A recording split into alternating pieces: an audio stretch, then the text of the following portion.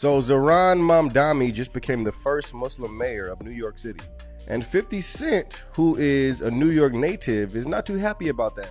In fact, he just posted this on his Instagram, saying rest in peace to New York City. And my job as someone who believes deeply in the public sector is to ensure that we're delivering public excellence. And that means every dollar that we raise, I want to be able to prove to you that it's every dollar that's being well spent. That's the relationship there. And I do have to say, even though we have a disagreement on tax policy, every time I get a death threat, I still listen to many men. And Republicans actively protect pedophiles. DL Hughley just went off on 50 Cent. And let's be real, he didn't hold back for a second. DL's out here calling out the hypocrisy in Hollywood, saying he's tired of rich celebs pretending they still care about the everyday people. He said it straight. The second someone actually tries to push policies that could help regular folks, these same celebs start acting like the world's ending. And honestly, he's got a point. Now, unless you've been living under a rock, you already know that Zohran Mamdani just made history as New York City's new mayor, the first Muslim mayor ever elected and one of the most progressive voices the city's seen in years. The man hasn't even unpacked his boxes in City Hall yet, and somehow 50 Cent is already declaring that New York is done for. Like, really? He's moving like the city just collapsed overnight. DL caught wind of that and immediately started firing off shots, not the playful kind either, but the type that sting because they're true. He's exposing 50 for acting like a man of the people while living the billionaire lifestyle. The working people of New York have been told by the wealthy and the well-connected that power does not belong in their hands. Tonight, against all odds, we have grasped it. The future is in our hands. DL basically said, you can't be crying about taxes when you're eating steak on a private jet, and the internet lit up after that.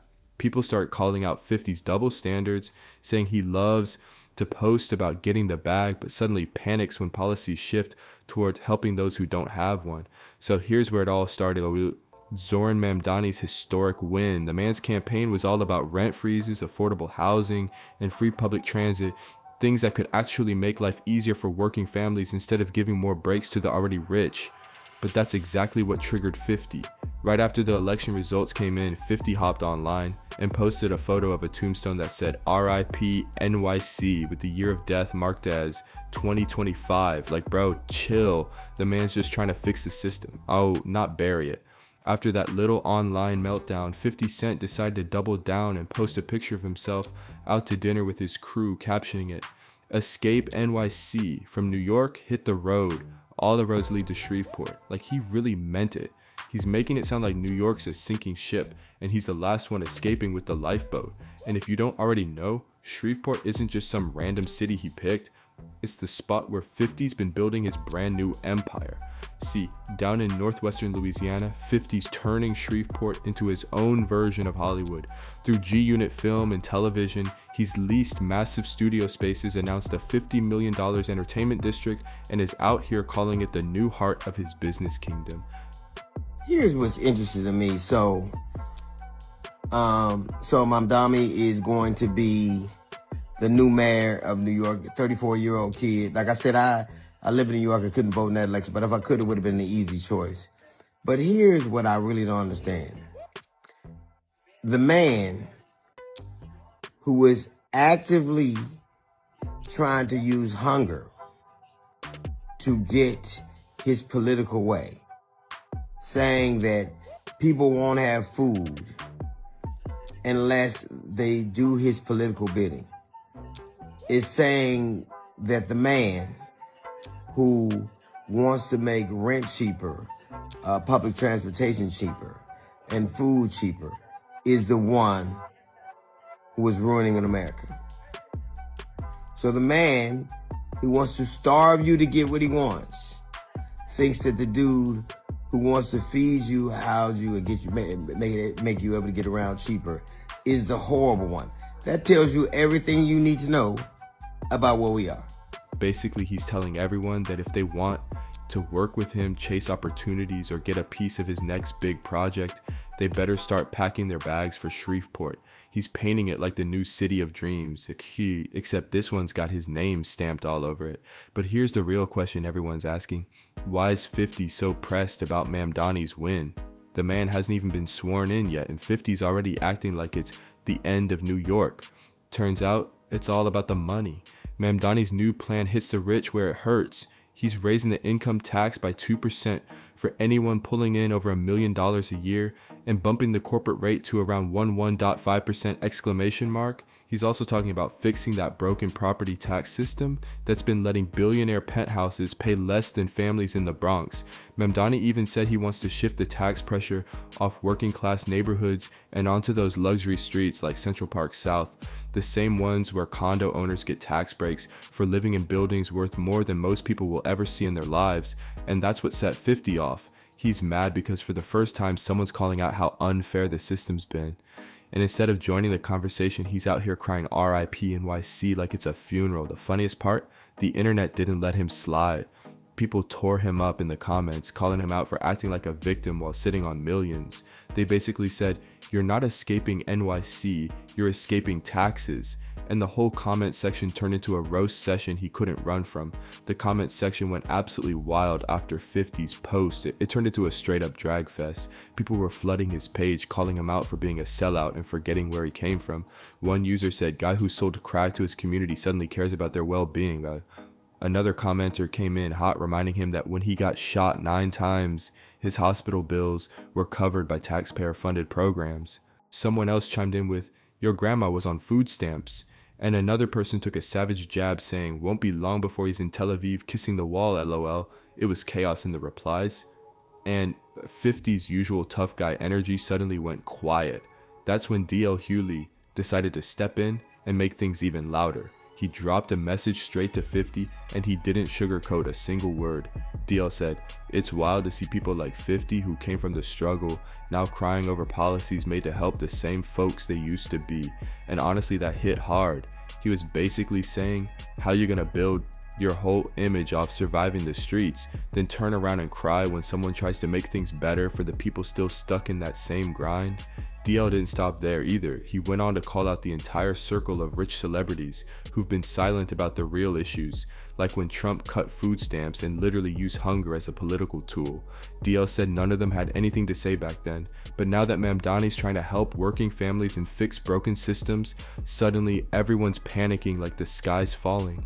It's that double standard that DL was tired of, and people were cheering him on in the comments like he just said what everyone's been thinking. And then came the best part. Mamdani himself decided to clap back at 50.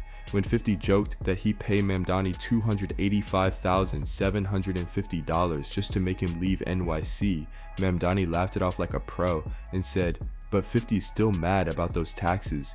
That response went viral instantly. It was calm, clever, and just the right amount of shade. Everyone was saying Mamdani handled the situation like a boss, while 50 looked pressed over pennies compared to his millions.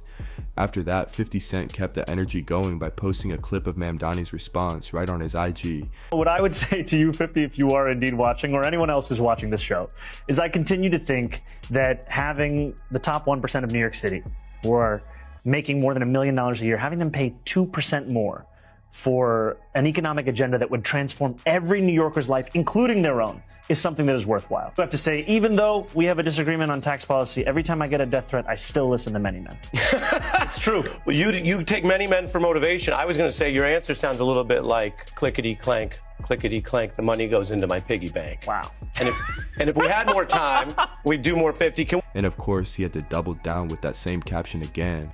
All roads lead to Shreveport. But here's where things get interesting.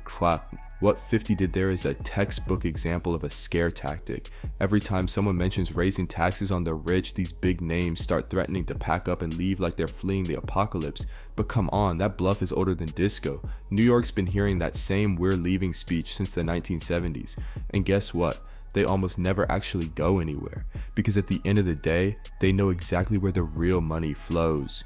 Right here in New York City. Let's break it down. Take Bill Ackman, for example. the billionaire hedge fund manager who went on a full campaign to destroy Zohran Mamdani's name. He didn't just disagree with his policies, he took it to the gutter. Ackman shared racist posts, called Mamdani a radical danger to the city, and told everyone he moved to Florida the second Mamdani won. He was doing interviews, tweeting warnings, and basically painting Mamdani like some cartoon villain about to destroy Wall Street. But then the election results came in. Mamdani won fair and square. And what did Ackman do? The complete opposite of what he promised. The moment Mamdani was announced as the new mayor, Ackman suddenly switched tones and tweeted, "Zohran Mamdani, congrats on the win. Now you have a big responsibility. If I can help NYC, just let me know what I can do." Like, what? The same guy who swore he'd flee to Florida is now offering to help the man he just tried to destroy? That's wild. So yeah, let's be real. It was never about leaving. These threats to escape New York are nothing but noise to scare voters and keep taxes low for the rich. They talk tough when the cameras are on, but when reality hits, they stay right where the cash is. Because for all the talk about packing up, no one's walking away from the city that made them rich in the first place. It was never about actually leaving. It was about scaring people before the election. That's the oldest trick in the billionaire playbook. Every time there's even the slightest shift in power, the rich start crying doom and gloom. They roll up the same tired lines. "We're gonna flee. The economy's about to crash. Businesses will die," acting like they're the ones being victimized. But let's be honest, they're not going anywhere. These billionaires need New York. This is where the real deals happen, where their companies operate, where investors wine and dine, and where influence runs deep. You can't recreate that magic in Florida or Louisiana, no matter how low the tax rates are. So what do instead? They bluff. They scream about escaping the city just to put pressure on politicians and scare voters into submission. And when that doesn't work, they suddenly switch up, smile for the cameras, and act like they were supportive the whole time. That's exactly what happened with Bill Ackman. And now 50 Cent's playing the same game. Both of them tried to spin fear into control, making regular folks believe the sky was falling, when in reality, they just didn't want their pockets touched. And here's the real irony.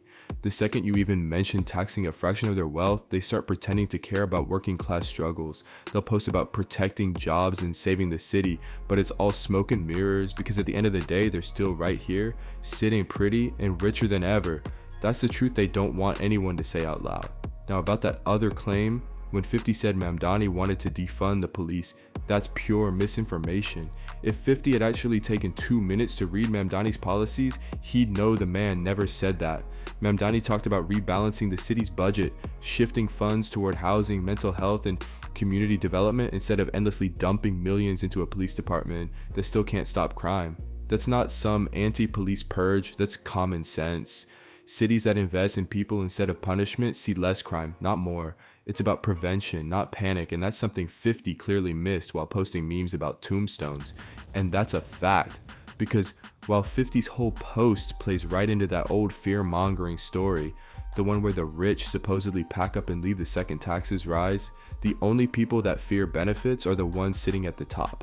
Let's be real, while everyday New Yorkers are stressing about rent, subway delays, and grocery prices, 50's out here worried about a small tax hike he could easily afford from his mansion in Houston. That's the exact disconnect DL Hughley was talking about. The moment when someone who built their whole legacy on get rich or die trying suddenly flips the script and acts like the real problem is poor folks trying to survive. At the end of the day, this whole thing goes way beyond just 50 Cent or one billionaire crying online. It's about a pattern that's been running the game for decades.